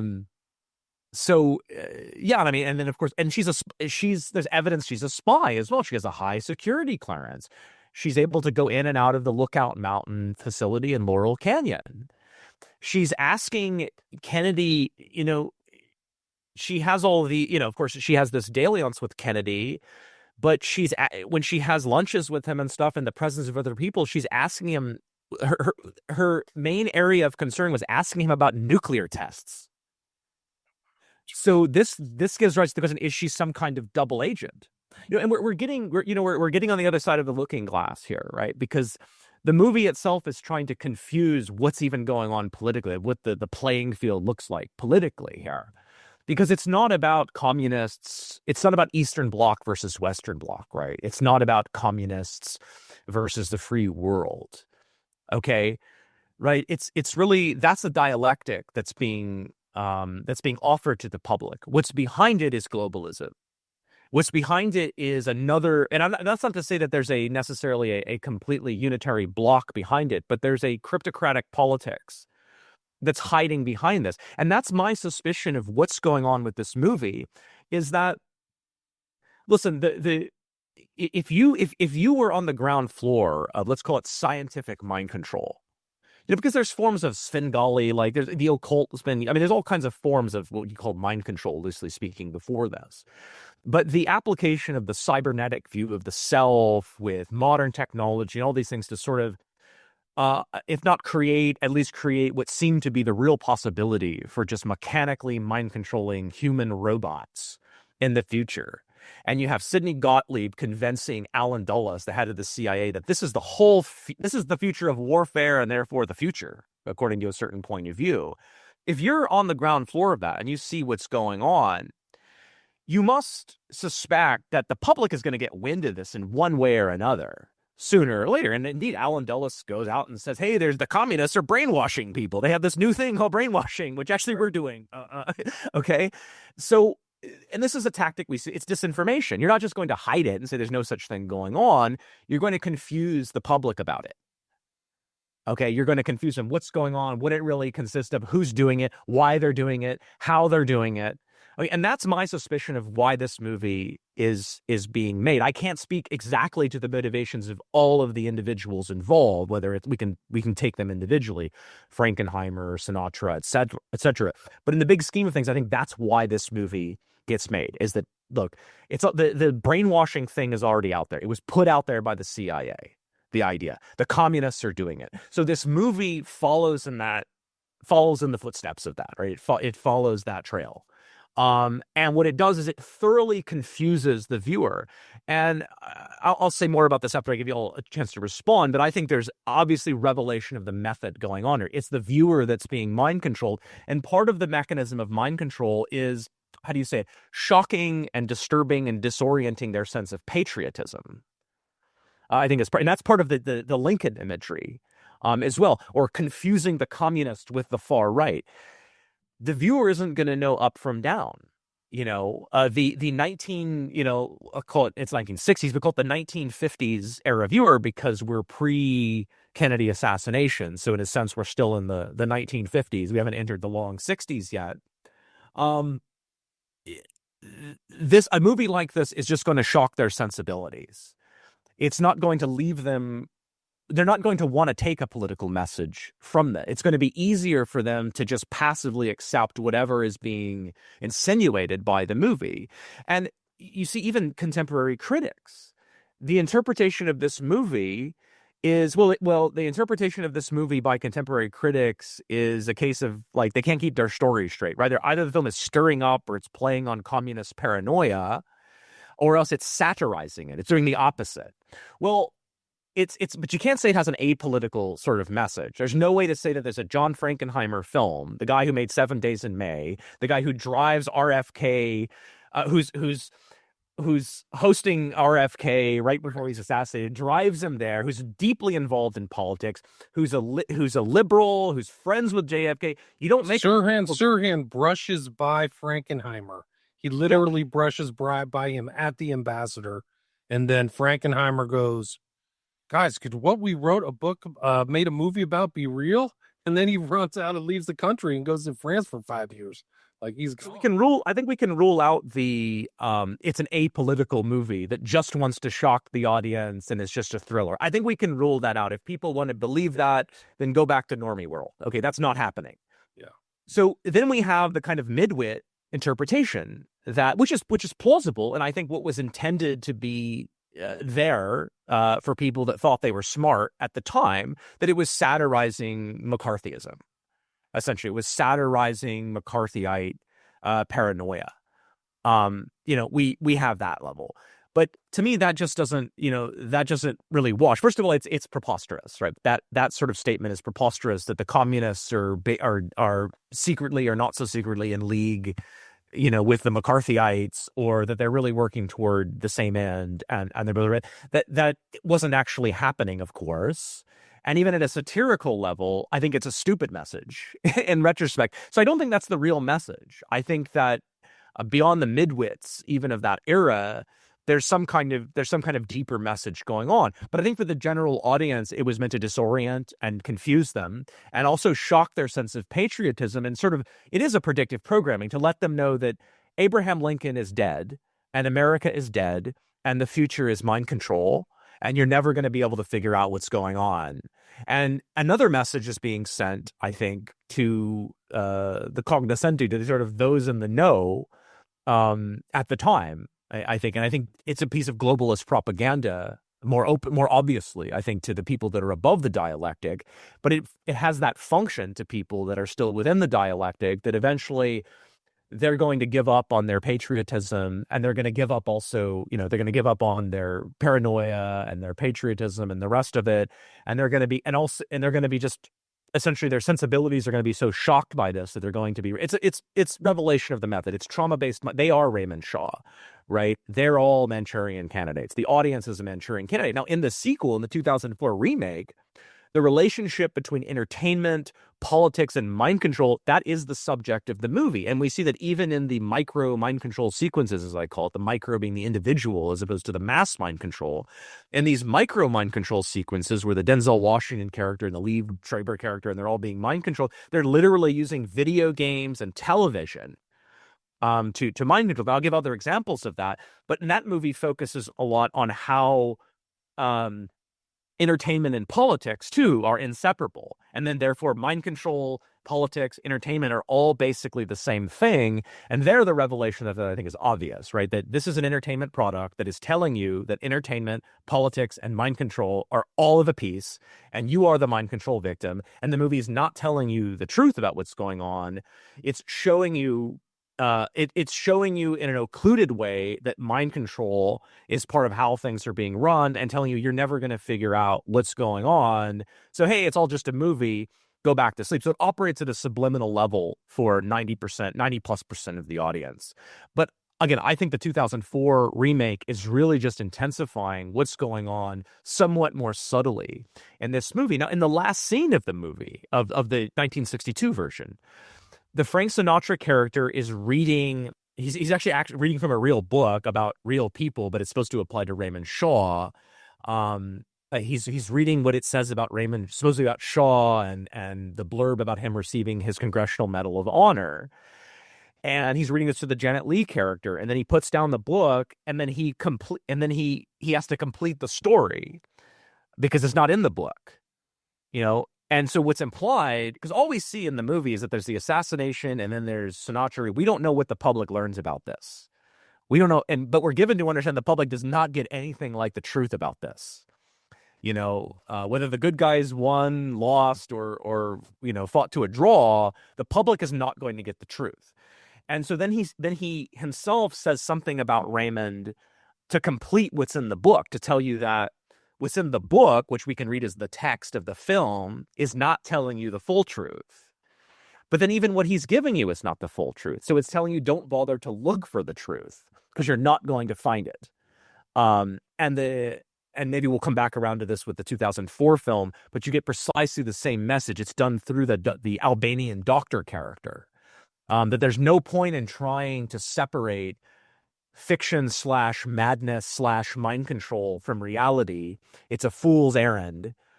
Even if you figure out you've been mind controlled, there's no way to separate the wheat from the chaff. You're lost forever. So anyway, that's, in short, or not so short, that's my interpretation of what's going on with the purpose of the 1962 movie is it's these loops of disorienting misdirection that are really part of a technique of revelation of the method in which the viewer himself is the mind control victim, a lower intensity mind control victim, who's being programmed basically to accept the political future that's been planned for him. Yeah, and to go back to some of your comments a few minutes ago, I very much agree with that overall interpretation. Some of your comments on the cryptocratic politics around the movie, thinking about Frankenheimer and thinking about the context of this being a couple years apart from 7 Days in May, which we've mentioned a couple times. I think it's interesting that in 7 Days in May, you can really see when thinking about the globalist subtext, the deep utopianism of the supposedly moderate, respectable liberal establishment. Some lines given to the President Lyman character in 7 Days in May. And it was pointed out to us after we did that first episode that about 7 Days in May a couple years ago, that Lyman is more Adlai Stevenson than Kennedy, but the function is very similar. But Lyman, he has that whole speech in that movie about how the real enemy isn't the antagonist James Mattoon Scott. It's not even the lunatic fringe. It's the spirit of the nuclear age and the helplessness that people feel that leads them to turn to demagogues who wrap themselves in patriotism. So essentially the idea is that what's needed is a fundamental transformation of how people relate to politics, a transformation it's being told to the audience is going to be delivered by trust in establishment liberal politicians and Hollywood movies promoting them. And this script has been modified as the years have gone on, thinking about how, like, in the specter of the military takeover is often used by hardcore globalists, but it really hasn't fundamentally changed that much in terms of current propaganda. I think that one of our other episodes we did on Psyop Cinema with you, William, was with you and Sean McCann talking about the Obama Netflix produced propaganda movie Leave the World Behind, and which, as you guys remember, this mournful lament about how people don't trust each other anymore. There's no shared consensus reality. Everyone's just getting nihilistic and hopeless because the elites have lost control of technology, and now there's misinformation, all that. And where does that lead to at the end of the movie? It ends with a right-wing military coup against the American government, a future that the movie is saying could be prevented by this idea of just trust Obama, trust Netflix, realize there's no conspiracies, the world is just chaotic, and the elites are trying to preserve order, and we should all get in line with the program. And then also with 7 Days in May, I think that you really get to some of the idea of this semi-visible consensus between respectable establishment politicians and the security state that I hold existed functionally to a large degree back then. I think that that's visible there, even though the film is depicting a coup motivated by over the top Cold War aggression from within the American military, but just the nobility and respectability of the Kirk Douglas character, Colonel Casey, in that movie.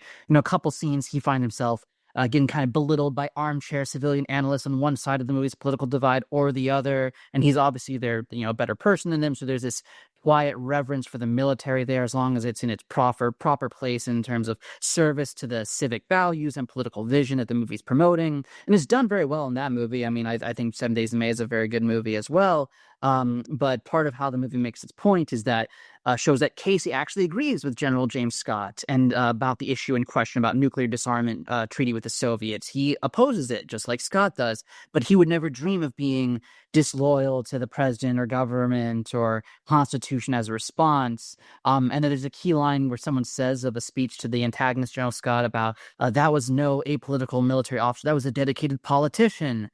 So it seems like he's a noble soldier, but it's really Casey who's fulfilling that role precisely because General Scott is straying from his kind of military service commitments and entering the realm of political influence. So that movie from Frankenheimer isn't even critiquing intense veneration of the military as such. In fact, I think it's engaging in that to some degree. It's just using the idea of out of control militarism as a foil for Atlanticist operations, and with the depiction of communism in the Manchurian Candidate, which we talk about a lot in this discussion. You see side by side of the demonization of McCarthy types, where Eleanor is evil in a calculated manner, and Senator John Iceland, he's evil in a very buffoonish manner. And I think I agree with you, William. It is a very good movie. There's a couple times where it's a little bit more heavy-handed than it needs to be, like in the first scene where he's like, Iceland is yelling about like the number of communists in the government, and then he changes the number. I think you kind of just could get the point from like you hear him change the number one time, then you have to have like a journalist say like, what was that number? And he changes it like a third time, stuff like that. So really, really driving the point home there about the McCarthyism, but with the communist handlers of Shaw, they're very evil people as well, and they're making jokes about the virus of capitalism and things like that. And so, yeah, and Brett, you indicated this, but one of the more overtly bad faith aspects of the movie's framing is that it's talking about how ridiculous and destructive anti-communist McCarthyite paranoia is, while depicting an active Soviet plot that's being carried out by evil, murderous characters who are on the brink of successfully installing an authoritarian government in the United States. I mean, there's that whole thing that Eleanor says about the speech has been worked on for 10 years in Moscow, in America, that Iceland is going to give. And yes, there is, I think, some overlap in the broader globalist paradigm between what we can call communism and capitalism. Although I think it's people, some right-wing conspiracy theorists, I think, get it backwards when they frame Western banking elites as part of a bigger evil called communism. I think it makes more sense to say that what gets called communism sometimes is one tool that sometimes can be deployed by the banking dynasties. But even that aside, something I thought of while listening to the communist commentary in Manchurian Candidate is that there's this interesting through line in Hollywood political filmmaking where there's this criticism of the way that militant right-wingers will allege that people in the liberal center or on the left are communists. Like with Frankenheimer, that's kind of his whole idea behind the movie, is criticizing that. And like with a couple of the characters who get erroneously called communists, it's done in a way just to show like just how extreme the Iceland supposedly are. Holborn Gaines, journalist that Shaw works for, and the communists have him kill him as a test run. When Eleanor calls him a communist towards the beginning of the movie, Shaw protests that not only Gaines is not a communist, he's even a Republican. Or with Senator Thomas Jordan, we hear that he successfully sued Eleanor for calling him a communist, and he gave the proceeds to the ACLU. So there's this idea that even more moderate or liberal-leaning critics of the Icelands are that they are consistent critics of both the far left and the far right.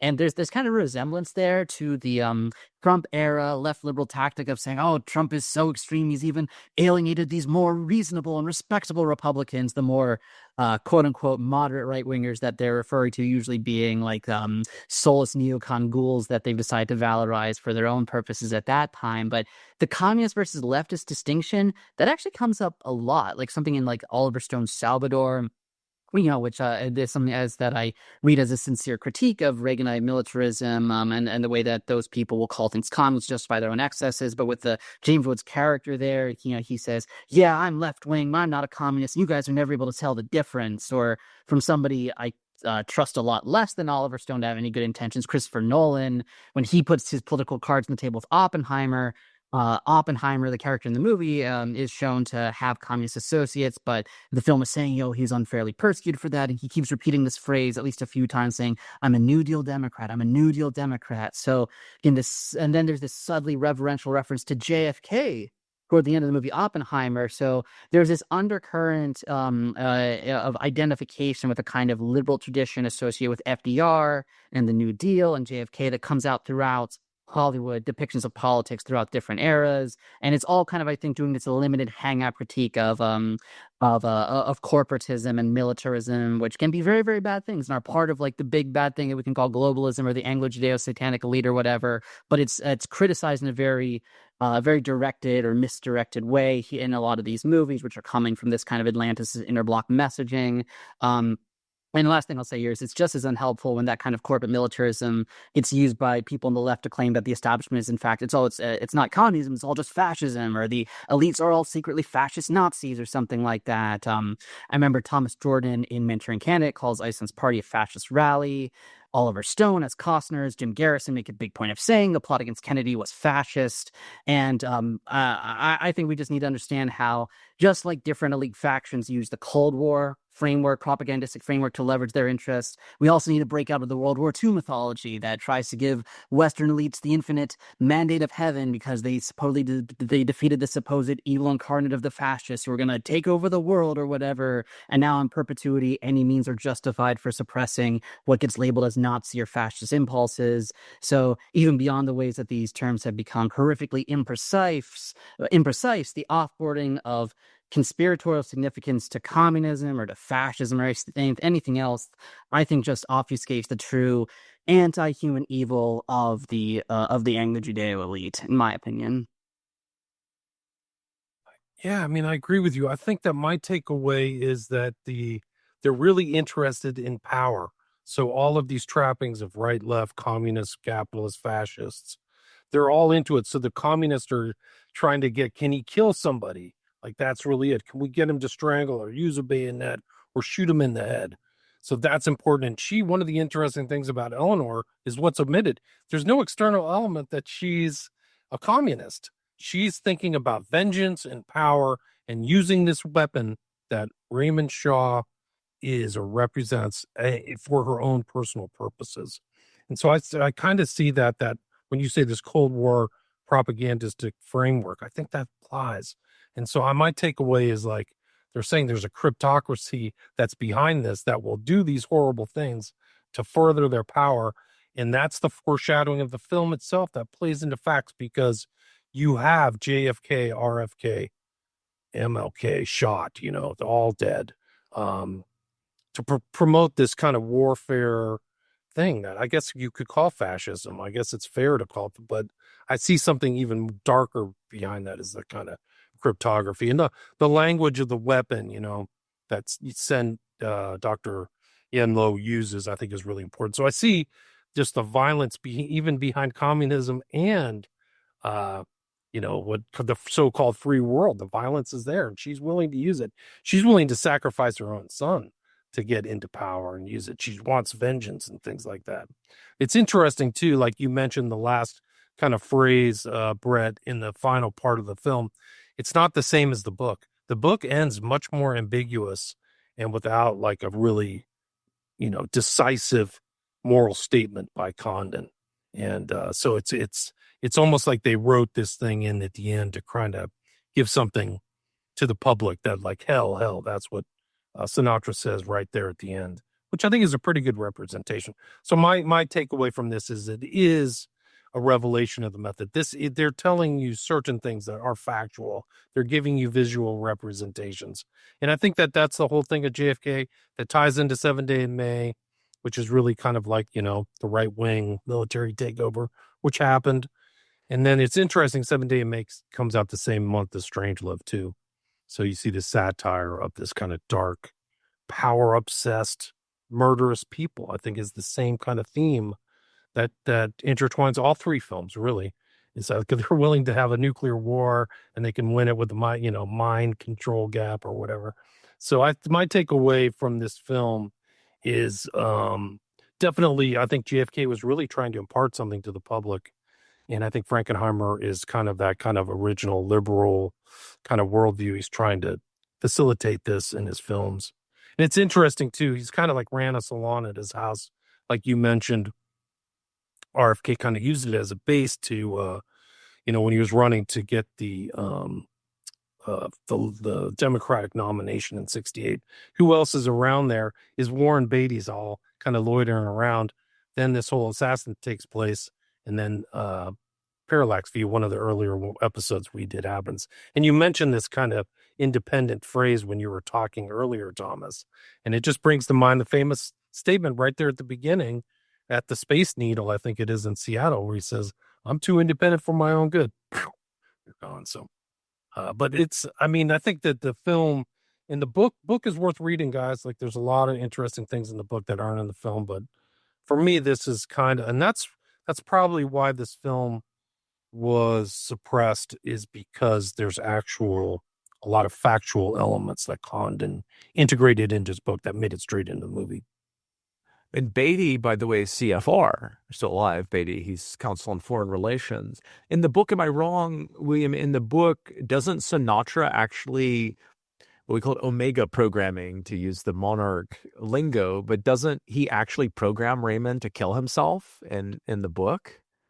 I don't recall that. I don't think that he does that. I think he's trying to save him, but I think it's implied by Dr. Yenlo stating that in the kind of Manchukuo or Manchurian sequence. But I'd have to read it again. Some of the stuff like I probably missed some of it. But you see, I say that the 2004 movie is a kind of an intensification or amplification of everything that's really going on with the first film. And one example of this is that the subtext of the ending of that movie, in the 2004 movie, it's obviously not the communists, because we're in the post-communist era, we're in the war on terror period. It's a corporation called Manchurian Global, who has what they call the technology, the mind control technology, which is really used internationally and globally. It's a British corporation. The evil doctor is from South Africa, which, by the way, is where Lawrence Harvey grew up. And it has a very Commonwealth, Anglo-American feel to it. But anyway, we're given to understand through the Senator Jordan character, actually, who's called a one-worlder in that one, as opposed to a communist, which kind of gives away what's really going on in the first one, that they have basically leverage over both parties.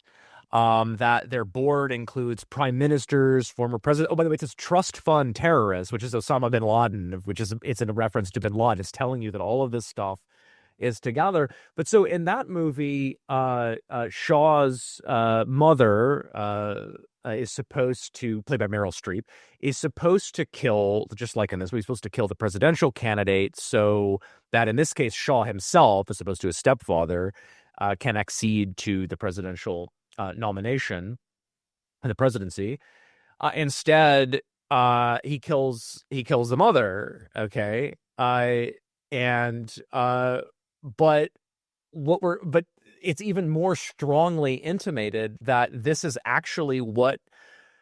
And it's Marco, not Shaw. Excuse me, I'm getting a few things confused. So in the remake, it's Marco who's a patsy, right? They're going to do a pole patsy thing for Shaw. Marco himself is going to be the shooter, and he shoots the mother. But it's really intimated that he's supposed to do that. That in fact, Manchurian Global has programmed him to do that because they're very upset with the Meryl Streep character, the mother, who's had her son Shaw, just like in the first movie, go and kill Senator Jordan, the far left senator, and his daughter, the love interest of Shaw. And Manchurian Global is upset, because there's way too much exposure here. You're going and having your Manchurian, you're accessing his program and have him kill people in broad daylight. And we're supposed to make this look like a drowning, and the daughter tried to drown trying to save him. Of course, it shows you the media gets involved in covering this stuff up.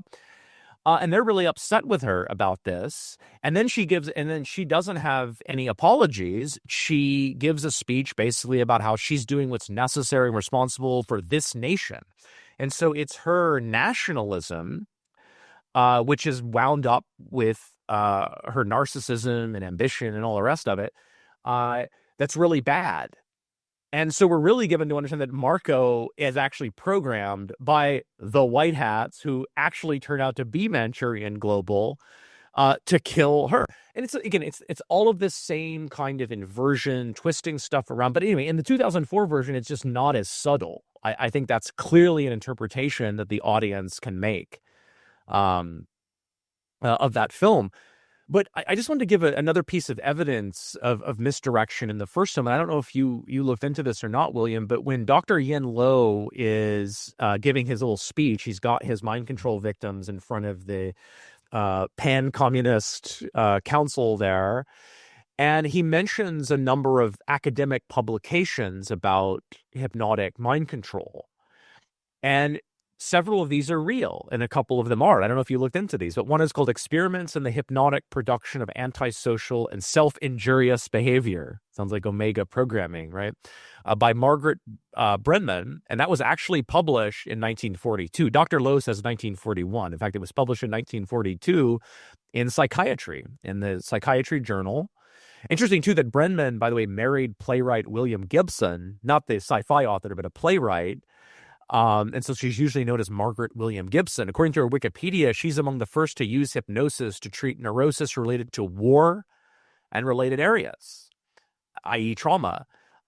She was the only woman on the staff at the Austin Riggs Center, which is interesting because that's a place that actually rejected electroconvulsive therapy, insulin shock therapy, and lobotomy. Now, another paper was called, that Dr. Yen Lo cites, is Experiments in the Hypnotic Production of Crime, published by Wesley Raymond Wells, also an American, and that was published in 1941 in the Journal of Psychology. And then he also mentions Andrew Salter's book, Conditioned Reflex Therapy. That was first published in 1949. Salter, incidentally, was an American, born from Russian Jewish parents. His father was a Trotskyite, who, according to his Wikipedia bio, demystified hypnosis, interpreting it as a form of conditioning, now the widely accepted view. However, there's two other papers that Dr. Yen Lo mentions. One, he says, Krasnogorsky's Primary Violence Motivation, or Serov's The Unilateral Suggestion to Self-Destruction. Now, these names sound Eastern Bloc, right? They sound like Russian names. Those are fake. Those papers don't exist. The Western ones exist. Okay, so this is the indication, is that this is a Western phenomenon, not an Eastern phenomenon. They're simply laundering it through the East, and it's right there. And maybe because that's as you point out, that's right there in Condon's novel. Direct quote. It's direct.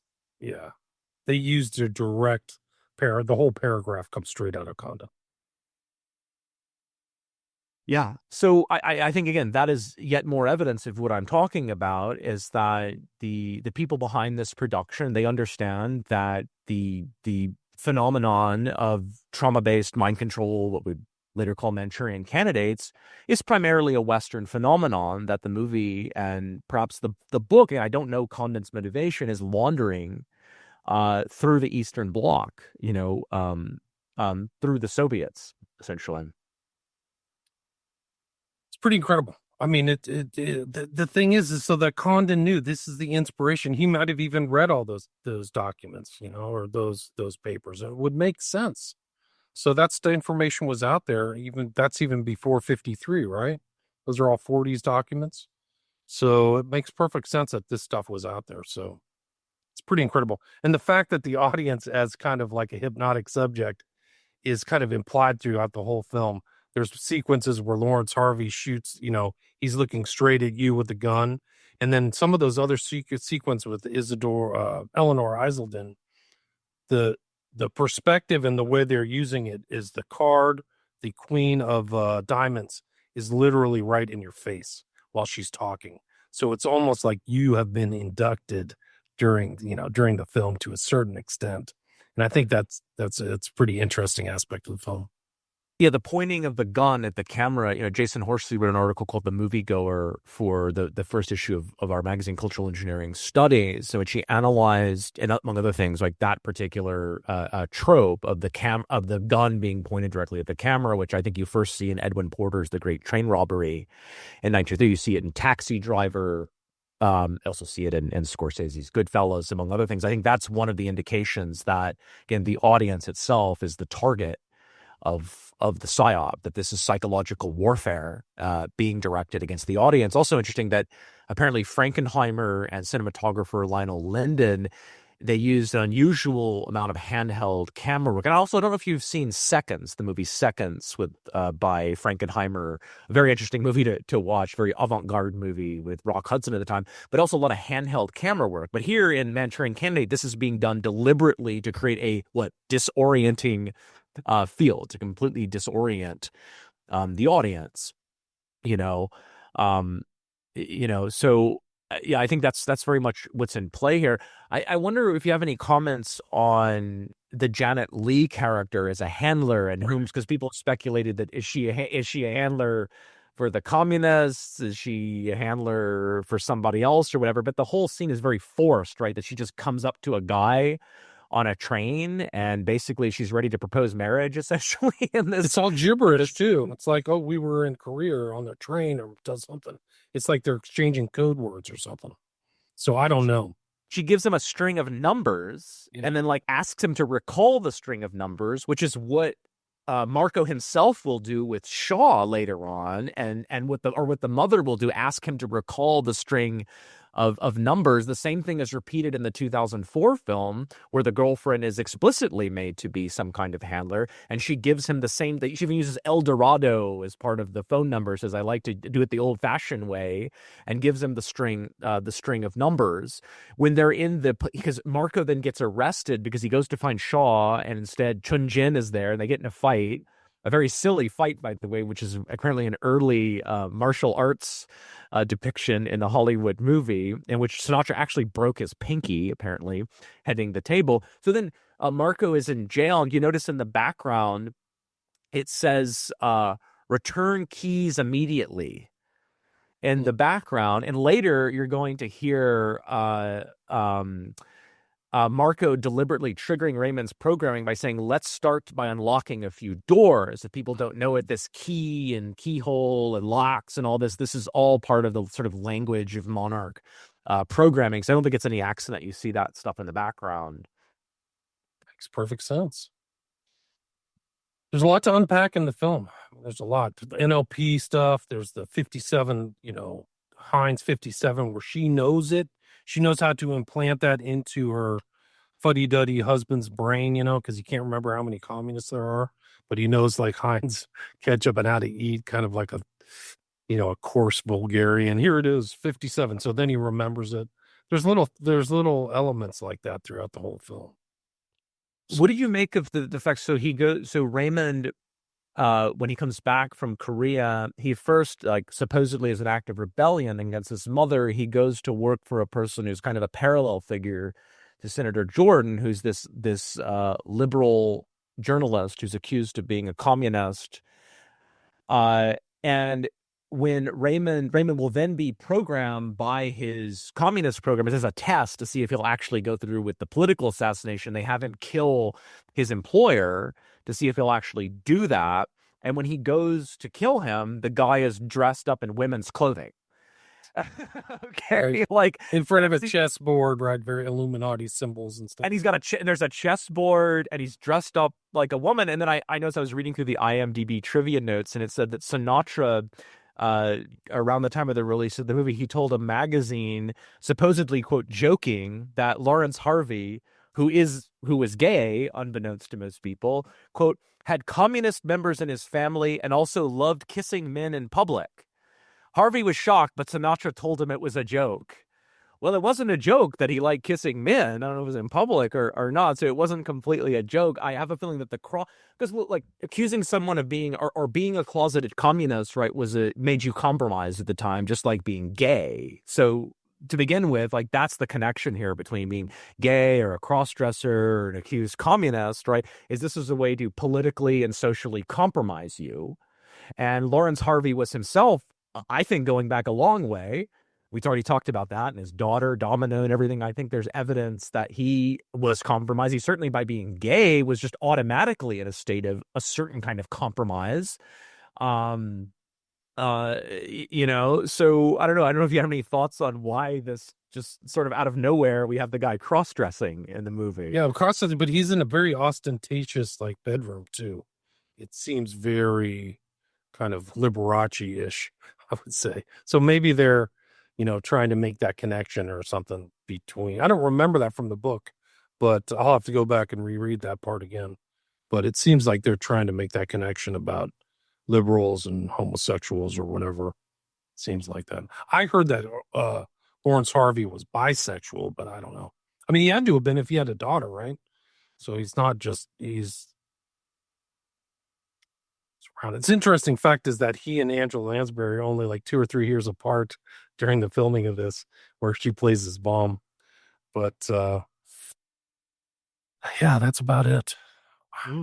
William, I know we're at the end of the time we had asked for, and so I guess the last point that I want to make while I still have you here is that that when we talked about the parallax view this few years ago, something that I kind of wondered about out loud was the connections between that and then Pacquiao's follow-up, All the President's Men, because they're very different movies in some ways, very similar in others. And I think that kind of makes a lot more sense to me now, in light of kind of what's going on with these ideas that I mentioned about this kind of real split within the establishment and their strategies that they're pursuing, kind of the intense internationalism versus kind of the American Israeli militarism, that taking place in the early 70s, and lots of things can name about why that comes to a head around that time. But you have the consolidation of political power around Nixon himself, and the rise of Sunbelt institutional power, that what Oglesby characterizes as the cowboys. And then crucially, you do have a real transformation of what exactly the U.S.-Israel relationship will look like. You have the rise of the Likud party in Israel, splits in turn onto U.S. intelligence about Angleton's closest to Mossad. You have the Yom Kippur War, and other things that signal kind of a split between like Zionist hardliners in Israel and their corollaries in the American right, with kind of the more internationalist diaspora, Judaic global elites. So in this climate, given that 10 years prior, Hollywood was perfectly willing to use these ideas of a military coup in a psyop direction, it makes total sense. Like with Parallax View, Atlanticist would be totally fine, depicting a shadowy, state-connected corporation. Again, that Hollywood emphasis on corporate critique, just like in the remake of Manchurian and all this other stuff, show that kind of corporation killing good Kennedy-style politicians.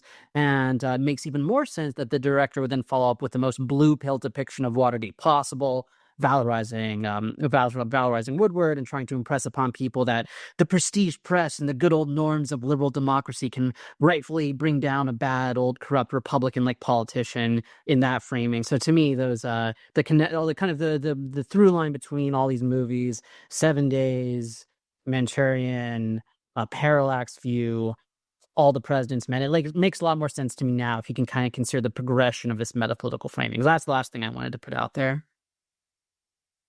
I think you're right. William, is there anything you want to plug, and can you tell listeners where it is that they can find your stuff? My podcast is William Ramsey Investigates. I have over 1,500 episodes. We've done a lot together. I think we're close to 20 episodes of Psyop Cinema or you guys. And then I have 5 books you can find on Amazon or my website. And I'm pretty active on Twitter. I post a lot there now. I don't feel like I'm censored there, but I'm trying to get my Substack up. So if you want to go sign up there, I'm going to publish some articles there, and a big one about this movie itself. So I'm still working. Brett, do you have anything else you want to add before William takes his leave? No, that's all right. Thanks, William. Appreciate it, and look forward to future collaborations. Yeah, likewise. Thanks for having me. Thanks for the invite. It's always great to talk with you guys, and it's like I learn something every time I'm on the show on whatever subject when I'm talking with you guys. So I really appreciate it. Have a great one. Have a great weekend. Peace. And you as well. All right, for extra thoughts from Brett and I about the 2004 remake of The Manchurian Candidate, that will be up on Patreon soon, along with an extra segment from us about Blue Steel, which I mentioned at the end of the last main feed episode. Those will be both available in the very near future. So that's patreon.com/psyopcinema, also psyop-cinema.com, and at CinemaPsyop on Twitter. Please check out our stuff and check out Williams as well. And until next time, this has been Psyop Cinema.